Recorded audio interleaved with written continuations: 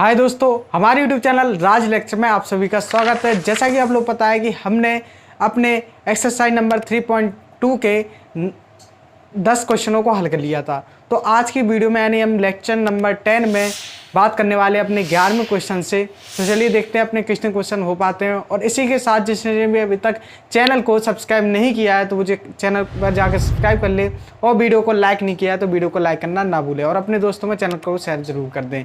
चलिए करते हैं इसी के साथ अपनी वीडियो को स्टार्ट। तो चलिए शुरुआत करते हैं अपने 11वें क्वेश्चन से। तो जो हमारा यहाँ पर 11वां क्वेश्चन है वो है, यदि ए बराबर हमें कोई आव्यूह दी गई है तथा बी बराबर हमें कोई आव्यूह दी गई है, तो कह रहा है कि दिखाइए कि ए बी बराबर 2b, यानी हमें आव्यूह ए तथा बी का गुणन दिखाना है बराबर है किसके, 2b के।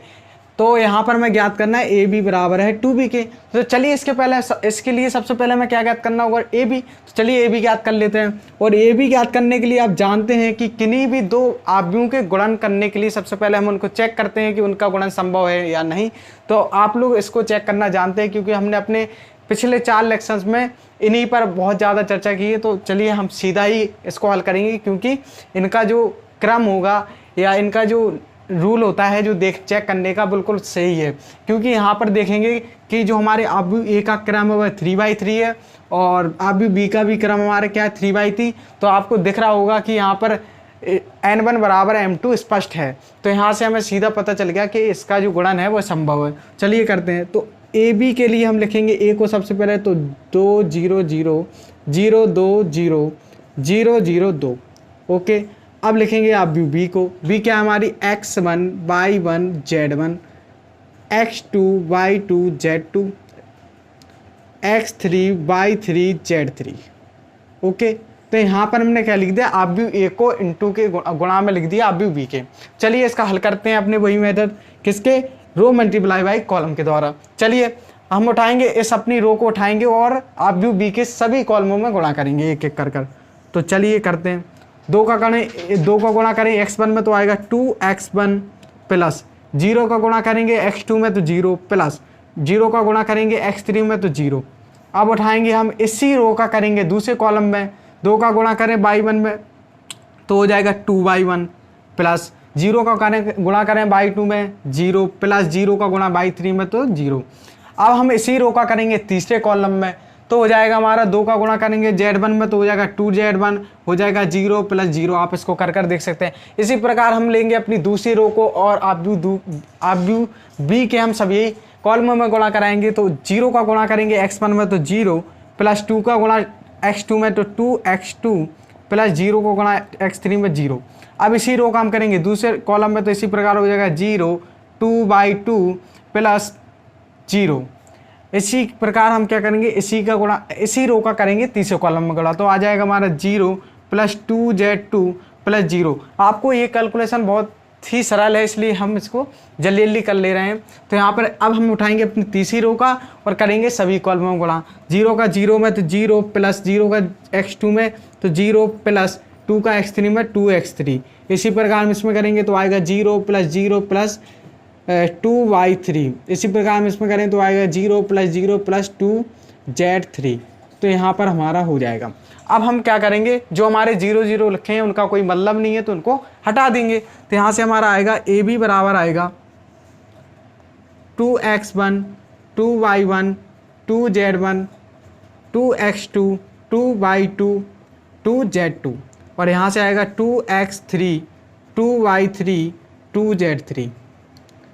तो चलिए अब यहाँ से आप लोगों को एक चीज़ दिख रही होगी कि यहाँ पर क्या है, सभी यानी हमारी जो आव्यूह प्राप्त हुई उसमें सभी यानी प्रत्येक अवयव में क्या है 2 का गुणा। तो यहाँ से हम क्या करेंगे, 2 को क्या करेंगे कॉमन ले लेंगे। और कॉमन हम तभी लेते हैं जब हमारा वह जिस अंक को हम कॉमन लेना चाहते हैं वह हमारा आव्यूह में उपस्थित प्रत्येक अवयव में होना चाहिए।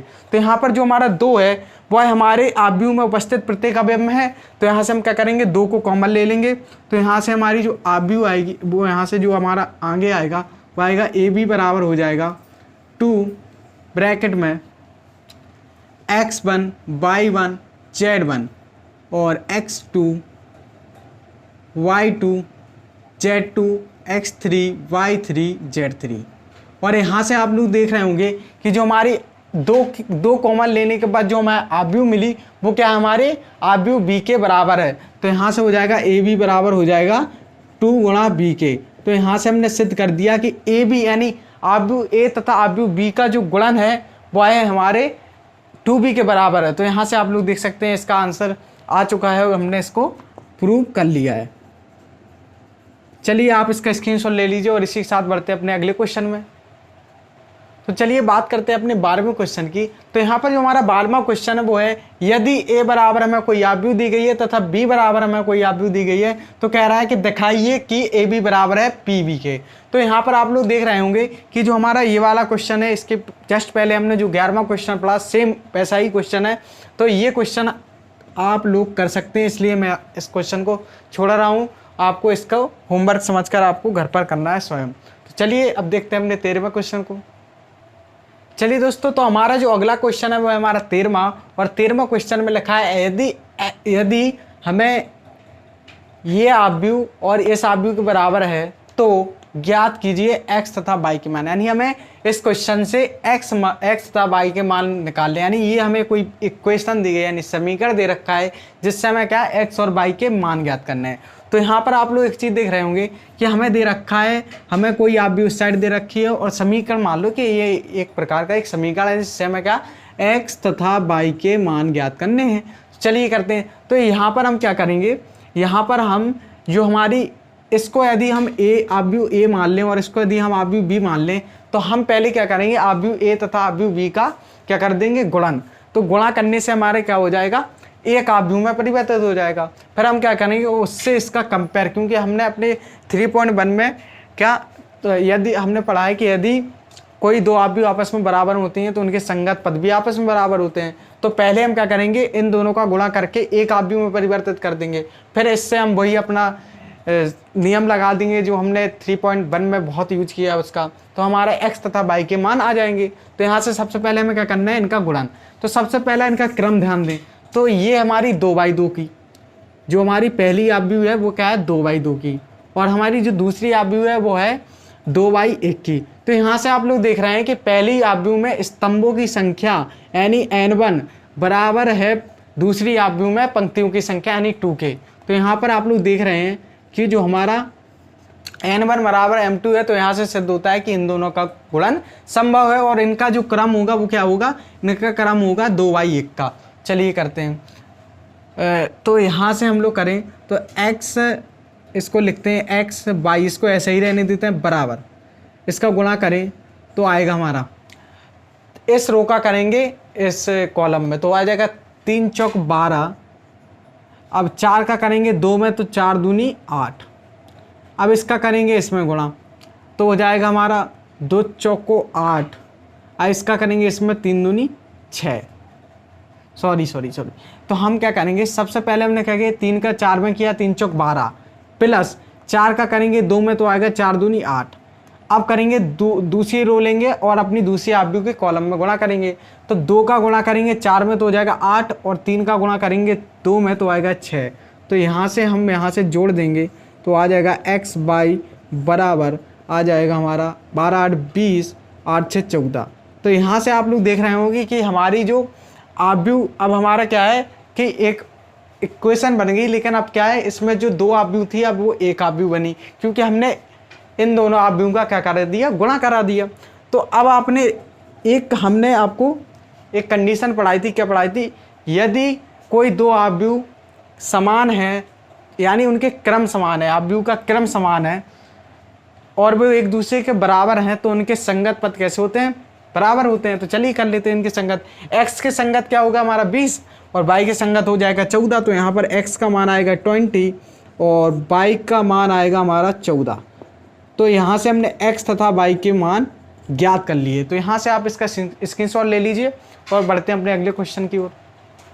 चलिए दोस्तों, तो अब इसी के साथ अपनी बात आती है 14वें क्वेश्चन की। तो यहाँ पर जो हमारा 14वां क्वेश्चन है वो कह रहा है कि यदि हमें आव्यूह a बराबर कोई दी गई है तो कह रहा है कि सिद्ध कीजिए ai3 का स्क्वायर बराबर i3ak है, मतलब ai3 का स्क्वायर बराबर है i3ak। तो सबसे पहले यहाँ पर समझने की बात आती है कि सबसे पहले तो ये i समझें। तो i को मैंने आपको जब हम परिभाषा यानी टाइप्स ऑफ मैट्रिक्स पढ़ा रहे थे, हमने एक आपको यूनिट मैट्रिक्स यानी इकाई आव्यूह को पढ़ाया था। तो हमने उस परिभाषा के साथ एक और चीज़ बताई थी कि हम इकाई आव्यूह को क्या कहते हैं, आइडेंटिटी मैट्रिक्स भी कहते हैं, और उसे इंग्लिश में एक और नाम होता है उसका यूनिट मैट्रिक्स। तो आइडेंटिटी मैट्रिक्स यानी यूनिट मैट्रिक्स यानी इकाई आव्यूह को हम आई से प्रदर्शित करते हैं, और यह आई हमारा आइडेंटिटी मैट्रिक्स से लिया गया है। तो यहाँ पर जो हमारा आई है वो क्या है, यूनिट मैट्रिक्स, यूनिट मैट्रिक्स या कह सकते हैं हम इसे, या कह सकते हैं आइडेंटिटी मैट्रिक्स, आइडेंटिटी मैट्रिक्स। ठीक, तो यहाँ पर हमारी जो आई है वो क्या है, एक इकाई आव्यूह है, यानी इकाई आव्यूह को हम आई से प्रदर्शित करते हैं। अब बात करते हैं I3। अब चूंकि यहाँ पर आई तो ठीक है हमने समझ लिया क्या है, इकाई आव्यूह, बट यहाँ पर क्या है I3 भी लिखा है। तो I3 का मतलब क्या है, तो I3 यानी 3 जो आई के साथ जो हमारी 3 दिखाता है वो उसके क्रम को बताता है कि जो हमारी इकाई आव्यूह है वो किस क्रम की है। यदि आई है तो केवल क्या है, 1/1 की इकाई आव्यूह है। पर आई यदि I2 है तो इकाई आव्यूह कैसी है, 2/2 की है। और यदि I3 लिखा है तो उसका मतलब है इकाई आव्यूह क्या है, 3/3 की। इसी प्रकार यदि I4 लिखा है तो हम समझेंगे कि जो हमारी इकाई आव्यूह है वो 4/4 की हो। और इकाई आव्यूह में आपने पढ़ा था, इकाई आव्यूह में आपने पढ़ा था कि एक ऐसी वर्ग आव्यूह जिसमें मुख्य विकर्ण के सभी अवयव कैसे होते हैं, एक होते हैं, तो हम उसे क्या कहते हैं, ऐसी वर्ग आव्यूह नहीं, ऐसी अदिश आव्यूह जिसमें मुख्य विकर्ण के सभी अवयव कैसे होते हैं, एक होते हैं, उसे हम क्या कहते हैं, इकाई आव्यूह कहते हैं। तो यहाँ पर हम इकाई आव्यूह का मतलब ये है। I3 का मतलब आपने समझ लिया क्या होता है, I3 का मतलब होता है 3/3, यानी जो हमारी इकाई आव्यूह होगी उसका क्रम क्या होगा, 3/3। यदि I4 है तो उसका क्रम होगा 4/4, यदि I5 है तो उसका क्रम होगा 5/5, यानी उसमें पंक्तियों की संख्या 5 तथा स्तंभों की संख्या 5 होगी। तो यहाँ पर हमें I3 से मतलब है, हमें कुछ बात नहीं कर रही। तो यहाँ पर जो I3 यानी इकाई आव्यूह है वो किसकी है, 3/3 की है। चलिए आगे बढ़ते हैं। तो हमने इस यहाँ पर I का मतलब समझा और I3 का भी मतलब समझ लिया है। तो चलिए अब हम ले लेंगे, सबसे पहले हमें क्या करना, I3², यानी I3 का मतलब जो हमें इकाई आव्यूह है उसको हमें I3² निकालना है। तो हम क्या करेंगे, सबसे पहले I3 बनाएंगे, I3 के साथ साथ फिर हम क्या करेंगे, I3 का गुणा करेंगे यानी I3² निकालेंगे। सबसे पहले हम इस क्वेश्चन को हल करने के लिए क्या करेंगे, I3² निकालेंगे। तो चलिए निकालते हैं। तो I3² निकालने के लिए हम, इसमें वर्ग तो हो नहीं सकता, आव्यूह में वर्ग का कोई नियम नहीं है, तो हम क्या कर देंगे, जो हमारे I3 को है 2 बार लिख देंगे, I3 को हम क्या लिख देंगे, 2 बार लिख देंगे। तो यहाँ पर क्या हो जाएगा, I3 एक बार हम बनाएंगे, I3 हम जानते हैं कैसे बनाते हैं, क्या होती है 1 0 0 0 1 0 0 0 1, यह हमारी इकाई आव्यूह है। हमने बताया था कि ऐसी अदिश आव्यूह जिसके मुख्य विकर्ण के सभी अवयव कैसे होते हैं, एक होते हैं, उसे हम इकाई आव्यूह कहते हैं। तो यहाँ पर इकाई आव्यूह हमारी होगी और वह कैसी है, 3/3 की, क्योंकि हमें I3 दिया है। यदि I2 होता तो हम यहाँ पर 2/2 की आव्यूह बनाते। ठीक, तो यहाँ पर I3 एक और बनानी है, तो 1 0 0 0 1 0 0 0 1। तो यहाँ से हमने क्या किया, 3/3 की इकाई आव्यूह बना दी। अब हमें चूंकि I3² निकाला है इसलिए हमने इसमें 2 बनाई, तो इनका हम गुणा कर देंगे तो हमारे क्या आ जाएगा, I3² का मान आ जाएगा। तो यहाँ से चलिए गुणा करते हैं, तो हो जाएगा 1 का 1 में करेंगे तो हो जाएगा 1 प्लस 0 का 0 0 0 का 0 में 0। अब इसी रो का हम कराएंगे दूसरे कॉलम में, तो आएगा 0 प्लस 0 0 का 0 कराएंगे, 0 का 0 में कराएंगे तो 0 प्लस 0।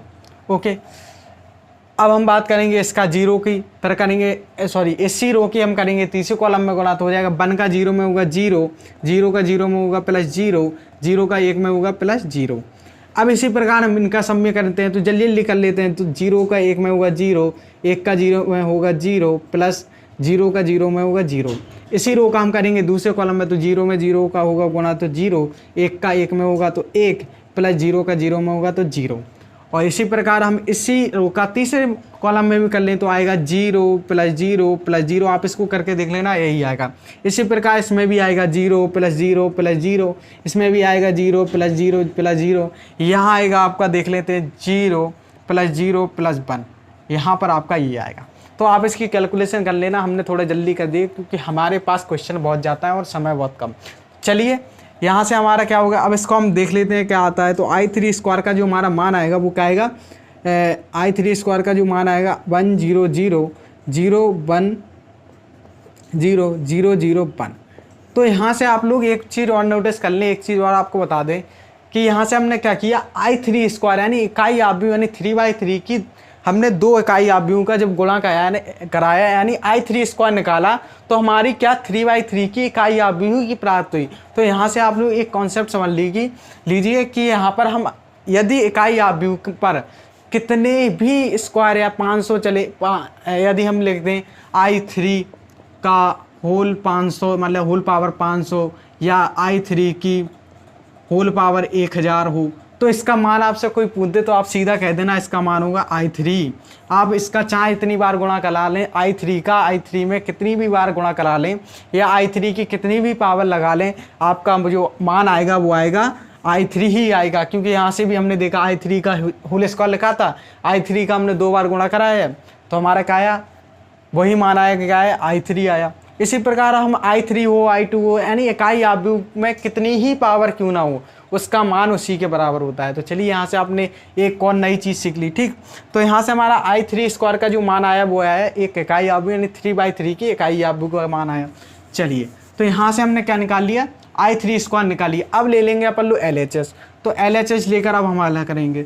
चलिए लेते हैं LHS लेने पर LHS लेंगे तो यहाँ पर LHS है हमारा क्या है, LHS है ai3 स्क्वायर। अब हम करेंगे ए हमें पता है क्या दे रखा है 1 2 3 3 2 1 3 2 1 2 3 1। ओके, अब यहाँ से हमें i3 स्क्वायर हमने ज्ञात कर लिया क्या है 1 0 0 0 0 0 1 0 और 0 0 1। तो यहाँ से अब हम क्या करेंगे, दोनों का गुणा करा देंगे और इनका क्रम तो समान है यानी क्रम समान है। तो इसका जो हमारा रूल होता है n1 बराबर m2 वो भी इसमें सिद्ध यानी इसमें स्पष्ट दिखाई दे रहा है कि वो बराबर है n1 बराबर m2 के। तो यहाँ से हम क्या करेंगे, इनका गुणा करा देंगे। तो गुणा कराएंगे तो वही हमारा रो मल्टीप्लाई बाई कॉलम का इसमें मेथड लगने वाला है। तो चलिए जल्दी जल्दी कर लेते हैं। तो हम करेंगे पहले अपनी रो r1 को उठाएंगे और सभी कॉलमों में गुणा कराएंगे। तो हो जाएगा 1 का 1 में होगा 1 प्लस 2 का 0 में 0 3 का 0 में 0। अब उठाएं इसी रो का हम कराएंगे दूसरे कॉलम में। तो 1 का 0 में 0 प्लस 2 का 1 में 2 3 का 0 में 0। अब इसी का हम तीसरे कॉलम में कराएंगे तो 0 प्लस 0 प्लस 3। ओके, अब हम इसी कॉलम को क्या करेंगे, इस रो का सभी कॉलम में गुणा कराएंगे। तो पहले कराएंगे 3 का 1 में तो आ जाएगा 3 प्लस 0 प्लस 0। इसी का इसमें कराएंगे तो आएगा 0 प्लस 2 प्लस 0। अब इसी का हम कराएंगे तीसरे रो कॉलम में तो आएगा 0 प्लस 0 प्लस 1। ओके, तो यहाँ पर हम कैलकुलेशन जल्दी जल्दी कर रहे हैं लेकिन आपको बड़ी ही ध्यान से करना है, ठीक। तो यहाँ से अब अपनी लास्ट रो है उसका भी हम सभी कॉलम में गुणा कराएंगे। तो हो जाएगा 2 का कराएंगे 1 में तो हो जाएगा 2 प्लस 0 प्लस 0। अब इसी का दूसरे रो में कराएंगे तो दूसरे कॉलम में कराएंगे दूसरे कॉलम में कराएंगे, इस रो का दूसरे कॉलम में कराएंगे तो हो जाएगा 0 प्लस 3 प्लस 0। अब इसी रो का हम कराएंगे तीसरे कॉलम में तो हो जाएगा 0 प्लस 0 प्लस 1। तो यहाँ पर ये निकल कर आए तो इसको हम क्या कर देंगे, हल कर देंगे। तो आ जाएगा हमारा क्या आ जाएगा 1 2 3 3 2 1 2 3 1। तो यहाँ से हमारा ये चीज़ निकल कर आ गई यानी हमारी वापस ए आव्यूह निकल कर आ गई। तो यहाँ पर हमसे क्या पूछा था, ai3 स्क्वायर बराबर है किसके, i3a के। चलिए तो यहाँ पर i3a के, तो यहाँ से अब आगे हल आप लोग करना लेकिन हम नहीं कर रहे, आपको सीधा ही बता दे रहे हैं। यहाँ पर आपकी ये क्या है, ए भी i3 है और ए है। तो यहाँ पर इन दोनों को गुणा भी यही आएगा और हमने यहाँ से भी किया तो यही आया। तो इसका जो मान, इसका जो हमने यहाँ से सिद्ध कर लिया कि ai3 का ai3 स्क्वायर बराबर है i3a के। क्योंकि यहाँ पर हमने i3 स्क्वायर भी निकाला तो उसका मान i3 आया, फिर हमने a का गुणा i3 स्क्वायर से किया तो यहाँ पर i3 का ही गुणा हुआ। तो यहाँ से आप लोग देख रहे हैं। और अब यदि RHS लेकर i3a का भी गुणा करेंगे तो आपको इसी चीज़ का गुणा करने पड़ेगा और आप हल करेंगे तो यही आएगी।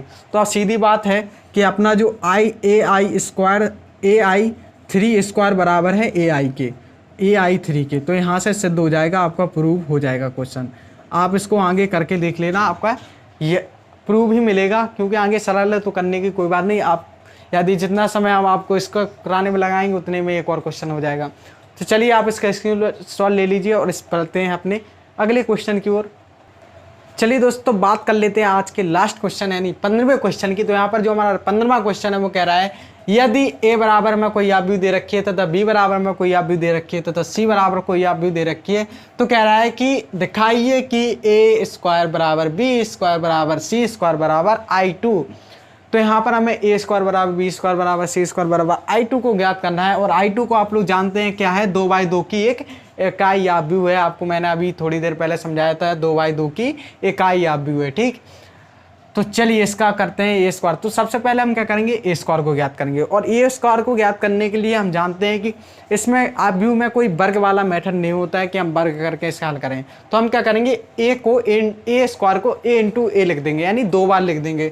तो हमारा क्या हो जाएगा, a का 2 बार गुणा, यानी आव्यूह a का 2 बार गुणा, आव्यूह a को इस प्रकार लिख, आव्यूह a स्क्वायर को इस प्रकार लिख देंगे और गुणा कर देंगे, करा देंगे, तो हमारा a स्क्वायर का मान आ जाएगा, जिस प्रकार में i3 स्क्वायर का निकाला था।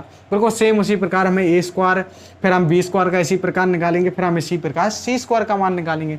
चलिए निकालते हैं। तो सबसे पहले a स्क्वायर की बात आती है, तो a स्क्वायर को हम लिख सकते हैं a इंटू ए।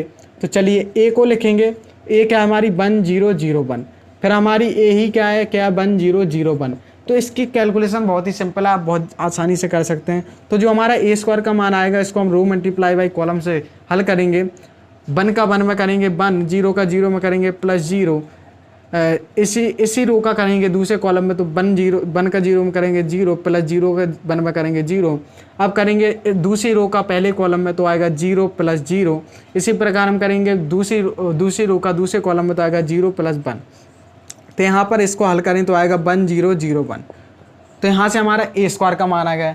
इसी प्रकार देखेंगे अपना बी स्क्वायर का मान, तो बी स्क्वायर के लिए भी हम क्या कर देंगे, बी इंटू बी लिख देंगे और यहाँ पर 2 बार बी का गुणा लिख कर गुणा कर देंगे, तो हो जाएगा बी स्क्वायर बराबर आ जाएगा, बी क्या है हमारा 1 0 0 -1, 1 0 0 -1। चलिए इसको गुणा करते हैं बहुत जल्दी स्पीड में। तो यहाँ पर बी स्क्वायर का जो मान आ जाएगा वो आ जाएगा 1 का 1 में होगा 1, प्लस 0 का 0 में होगा 0। इसी रो का आप कराएंगे दूसरे कॉलम में, तो 0 का 1 का 0 में 0, 0 का -1 में 0, ठीक।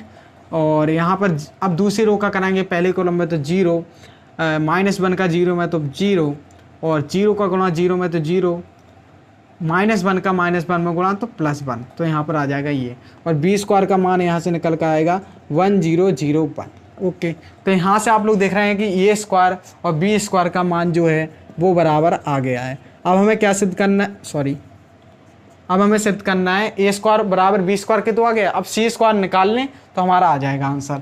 तो सी स्क्वायर निकालते हैं। तो सी स्क्वायर के लिए भी हम क्या करेंगे, सी का 2 बार गुणा करेंगे, तो हो जाएगा सी स्क्वायर बराबर हो जाएगा सी इंटू सी। तो सी बराबर हमें क्या दे रखा है, 0 1 1 0, और इसको एक और बार लिख देंगे 0 1 1 0।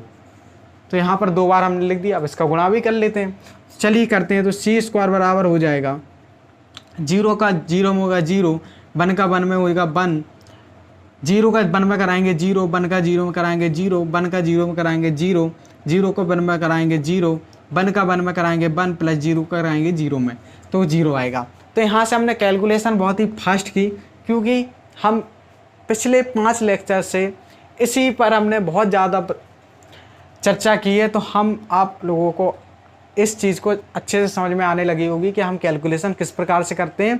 तो आप जल्दी जल्दी करेंगे, क्योंकि क्वेश्चन बहुत है हमारे पास। तो सी स्क्वायर बराबर आ जाएगा 1 0 0 1। तो यहाँ से आप लोग देख रहे हैं कि ए स्क्वायर, बी स्क्वायर और सी स्क्वायर तीनों के ही मान बराबर आ चुके हैं।